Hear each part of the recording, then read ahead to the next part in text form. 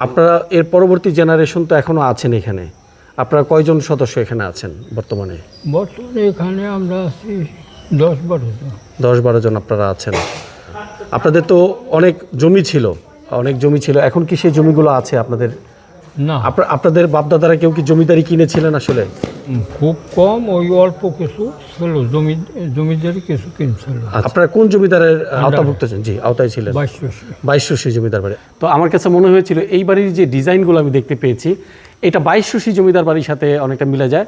আমরা এই দাদার সাথে কথা বলে এটার সত্যতা পেলাম। এই জমিদার বাড়ির যে জমিদারির অংশ কিনেছিলেন, তো এই জমিদার ছিলেন 22শী জমিদারের অন্তর্ভুক্ত। তো এখান থেকে তারা জমিদারি কিনেছিলেন। তো এখানে আপনাদের কত জমি ছিল আপনাদের? তখন আনুমানিক 2000 একরের মতন ছিল। 2000 একরের মতো জমি ছিল। আপনাদের কোনো পরিবারের সদস্য কি ইন্ডিয়াতে চলে গিয়েছিলেন এরকম কি? ও সবই চলে গেছে প্রায়। ও, সবাই আমরা আছি 27 জন।